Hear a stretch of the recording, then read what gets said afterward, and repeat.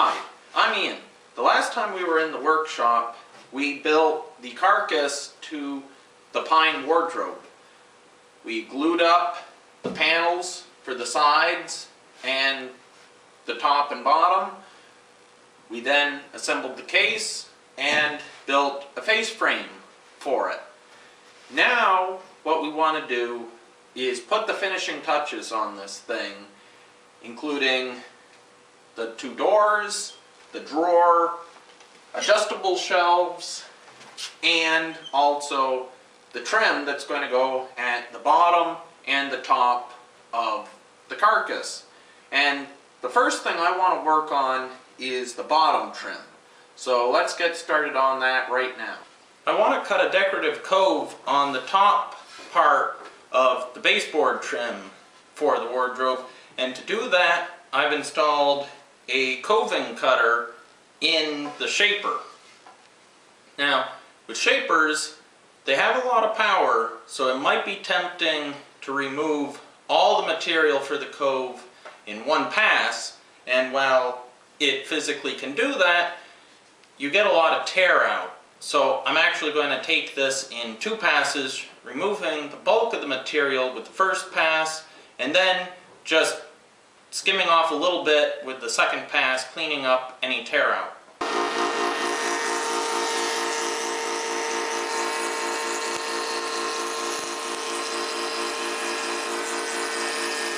I've gone ahead and tipped the radial arm saw to 45 degrees, and this will allow me to cut the miters for the baseboard trim.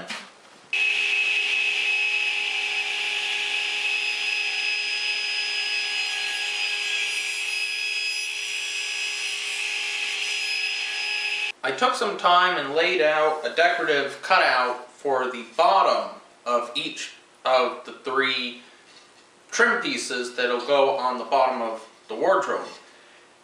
Now I just have to cut those parts out.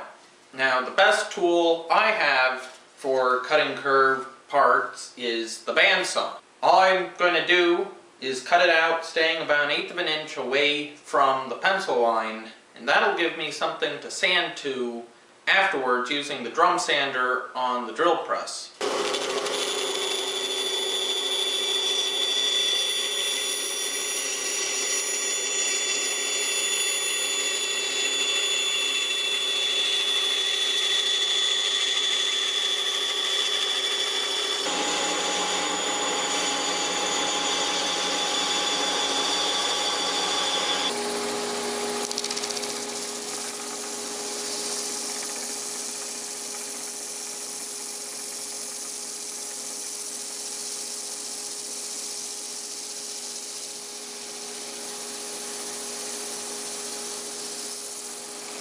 I've just laid out for some number 10 biscuit slots that will reinforce these miters so they stay tight for years to come.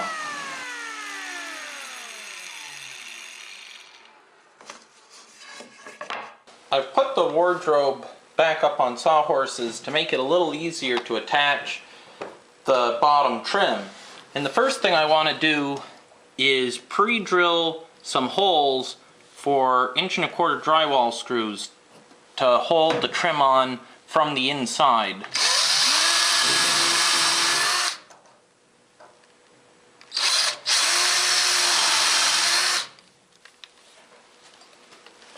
With the grain of the trim piece going perpendicular to the grain in the side of the wardrobe, there's going to be an issue, because the side of the wardrobe is going to expand and contract with changes in humidity more than the length of the trim piece will. So if I just had those holes, it could eventually crack the side. So what I'm going to do is come around to the other side and elongate the holes so that way it has some slough so that the side can expand and contract without tearing things apart. When I drill the pilot holes up at the front of the wardrobe, I'm not going to leave any kind of slop because I want the miter in this corner to stay tightly together. All the expansion contraction will happen down at the back of the wardrobe.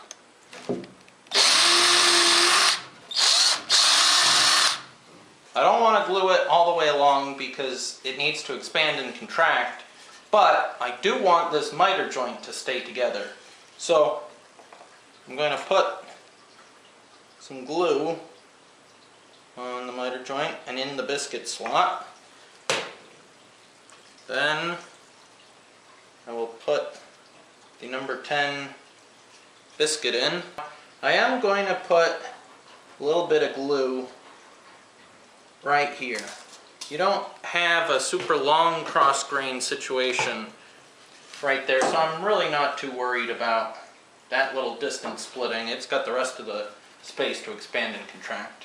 Now, just make sure the top and the bottom is lined up, that the miter is pushed tightly together, and it is.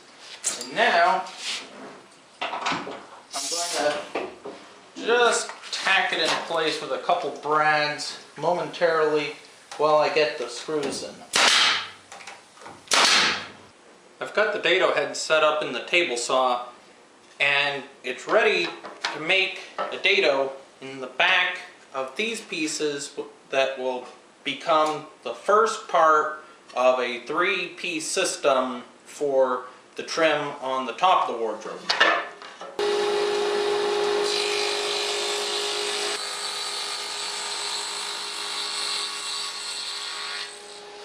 Now it's time for a little assembly. First thing I will do is just run a bead of glue down the dado. Now all I have to do is screw it in place.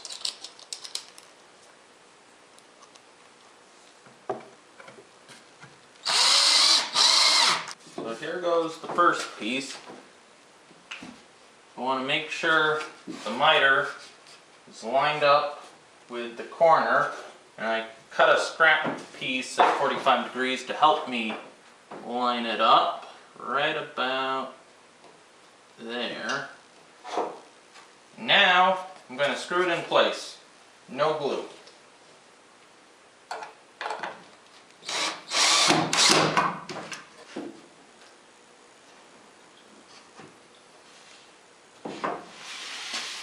I've set up the alarm saw in order to cut the crown molding, and the way I did that is first I tipped the head of the saw to 45 degrees to the left, and then I added an extra tall fence on it and this cleat.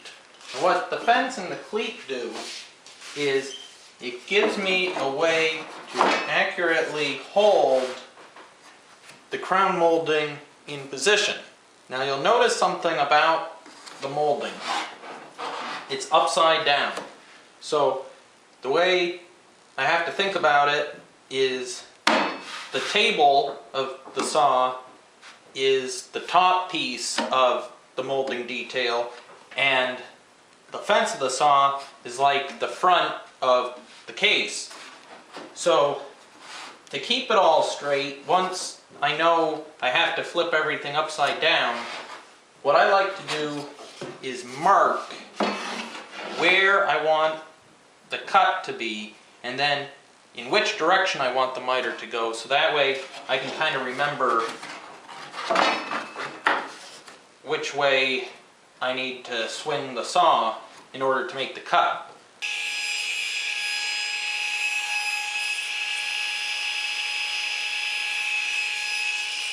I'm going to begin today building the drawer for the wardrobe, and the first thing I need to do is to plane the sides and the back of the drawer down from 3/4 to 1/2 inch, and I'll do that right here on the planer.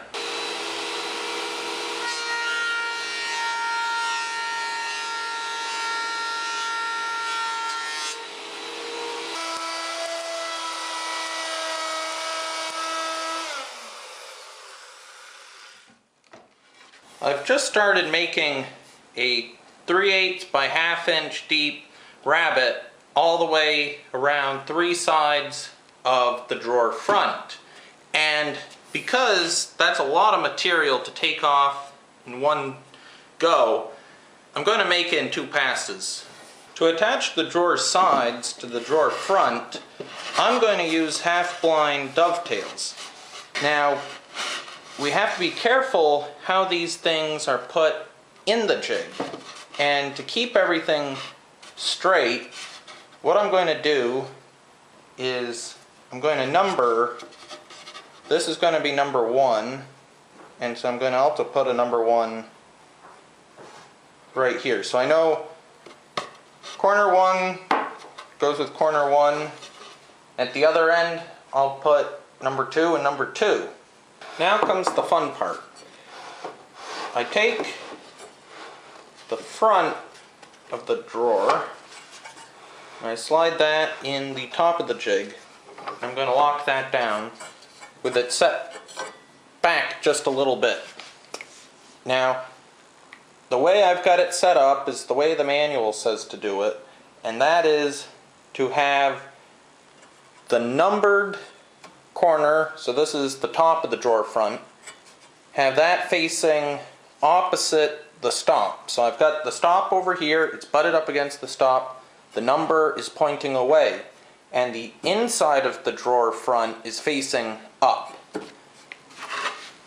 Now I want to take the matching number and again have it up against the stop opposite the number. And I will push this all the way up until it's touching the comb and lock it in place. Now I'll unlock the drawer front and slide it up until it's touching the side of the drawer tightly and is tied up against that stop, and I'll lock it in. Now I'm ready to cut the dovetails on this side of the drawer. To cut the dovetails, I'm using this router that has a collar and a dovetailing bit.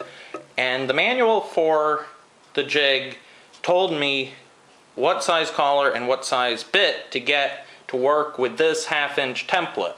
The first thing I want to do is I want to make a climb cut starting on the right hand side and just score it going back this way. And what that will do is help eliminate any tear out on this side of the board as I'm cutting the pins. Let's try it.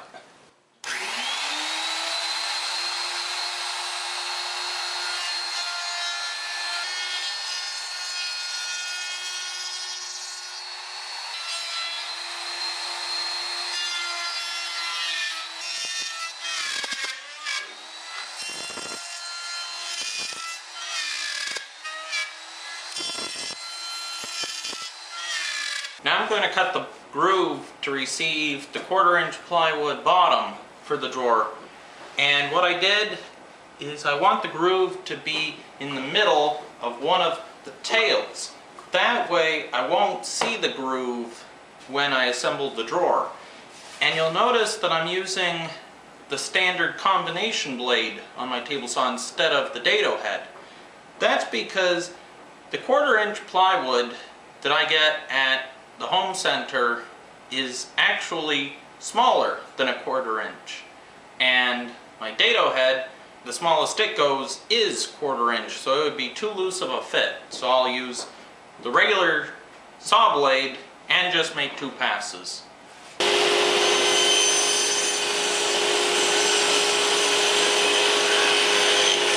With a thin coat of glue on both the tails and in between the pins of the dovetail joints, I am ready to start assembling the drawer.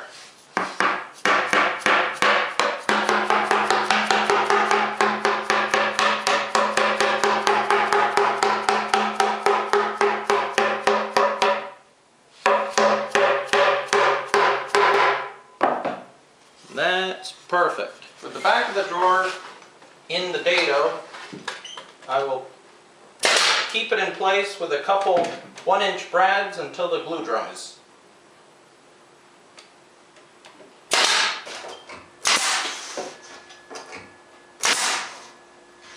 I prefer to use staples when nailing this 1/4-inch plywood on because I find that sometimes the brads will pull right through the bottom. And this is a pretty wide drawer, so I don't want this to come loose over time. There's one last thing I have to take care of in the case before I put the drawer in.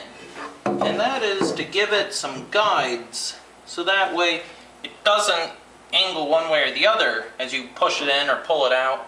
And I will also put another piece of wood up here that will keep the drawer from tipping as you pull it out.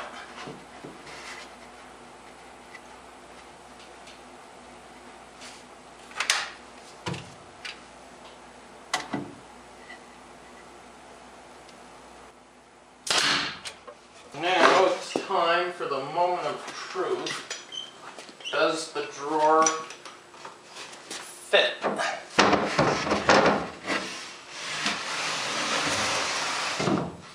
Hey, look at that. Not too bad. The first step in building the doors is to cut a groove in all the rails and stiles for the 2 doors on the table saw. And I want it to be perfectly centered, so when I get done pushing it through the first time, I'll flip it end for end and send it through the dado head again, giving me a perfectly centered groove. I've laid out for the mortises that go in the stiles of the 2 doors, and now what I'm going to do is use a Forstner bit in the drill press to dig out the bulk of the material, and then I'll finish it up with a chisel on the bench.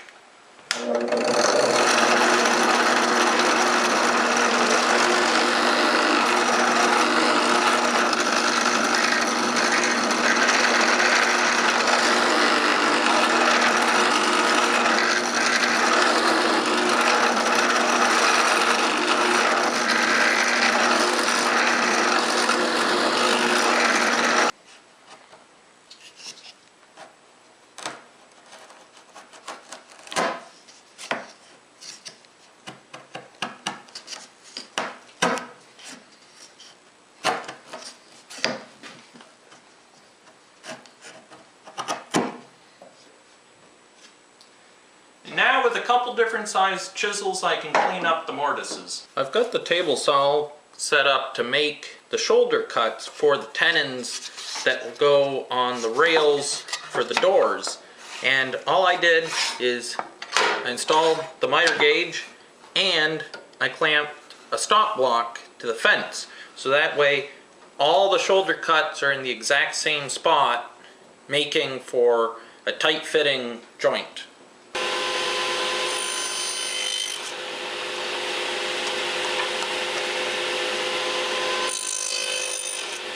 I have readjusted the height of the blade and the distance from the blade to the stop block, and I am now in the process of creating the haunch of the tenon.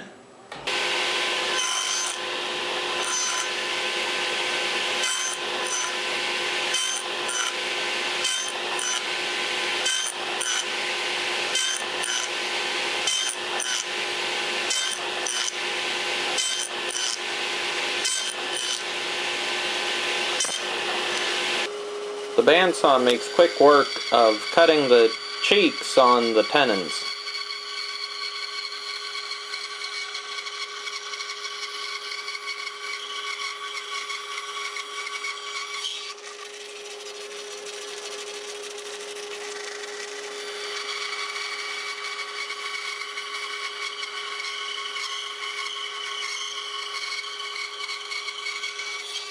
Now it's time to actually raise the panels, and to do that I have a panel raising table that clamps down on top of the regular table of the radial arm saw, and I've tipped the blade to 10 degrees relative to this table. So let's give it a try.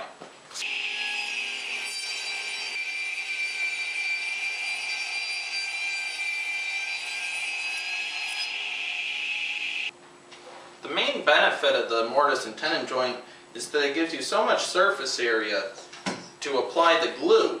And that's good in this case because I don't want to put any glue on the grooves where the panel sits in the door, because I need the panel to be able to expand and contract with changes in moisture, so that way it doesn't break the panel apart.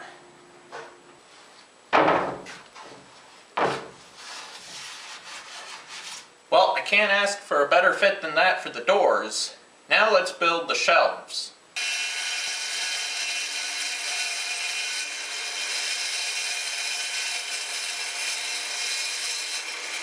I've just made the first of several cuts using my homemade track with my circular saw in this 3/4 inch plywood, which will become the adjustable shelves for the wardrobe.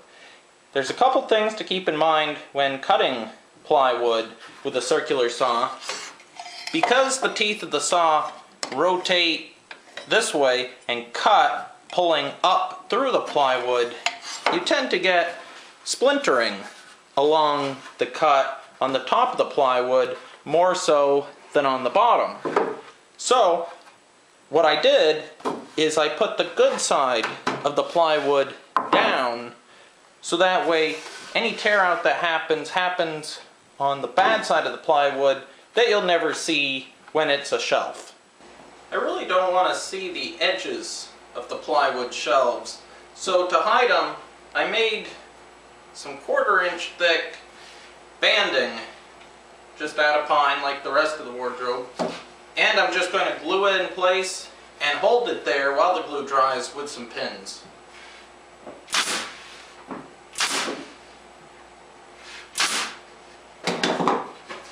No more edge. There you have it. A nice big wardrobe with a great big drawer in the bottom to store linens and sheets.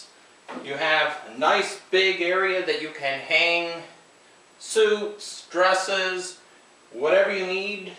You have adjustable shelves that you can rearrange for shoes, sweaters, anything you want. And you can enclose it all behind 2 nice raised panel doors. I'm really happy with the way this turned out. Now, all I have to do is give it a good thorough sanding and 2 coats of a satin polyurethane, and this thing will be ready for years and years of use.